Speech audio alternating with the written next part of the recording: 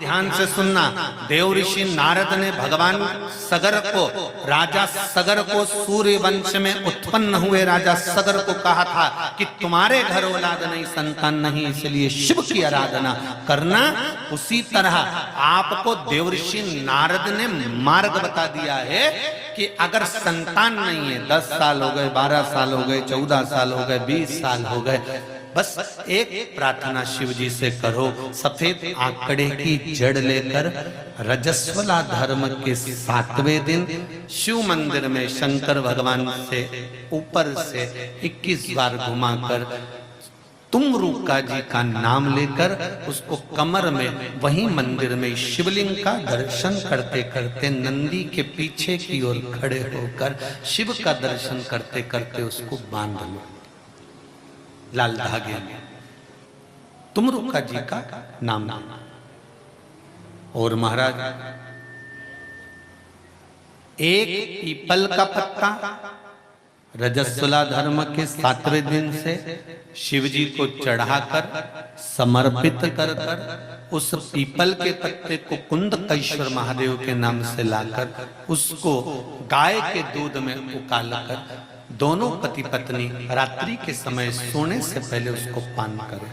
प्रतिदिन उस पत्ते को लाना है, प्रतिदिन चढ़ाना है, प्रतिदिन पत्ते को चढ़ाकर उकालने के बाद उस पत्ते को ठंडा कर दीजिए, बाद में विसर्जन कर। अच्छा, संतान नहीं हो, किसी नारी की गोद, अगर स्त्री की गोद अगर खाली रह जाए तो भी दुख होता है उसको कि मेरे घर में औलाद नहीं, संतान नहीं।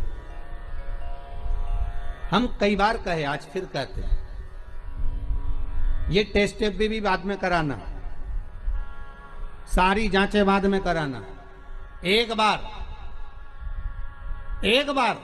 शंकर का भजन कर कर देखना।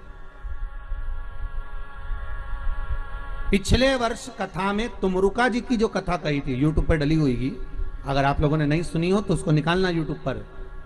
श्री तुमरुका शिव महापुराण की कथा हमने कही थी, तुमरुका जी का व्याख्यान, उसमें वर्णन किया था। सब जगह से अगर हार जाओ और सारे रिपोर्ट आपकी आपने सब दूर दिखा ली, तो एक बार शंकर पर भरोसा कर कर तुमरुका जी का नाम लेकर सफेद आंकड़े की जड़ को शिव जी पे से रजस्वला धर्म के 7वें दिन 21 बार घुमा लो, नाम गोत्र बोलकर कमर में लाल धागे में बांध लो, पीपल के पत्ते शिव जी को चढ़ाओ, उठाकर लाओ, उस एक पत्ते को रात्रि को गाय के दूध में उकालो और उस दूध को दोनों पति पत्नी पियो, साथ रहिए। समय आएगा, बाबा चाहेगा तो 3 या 4 महीने में गर्भ ठहर ही जाएगा।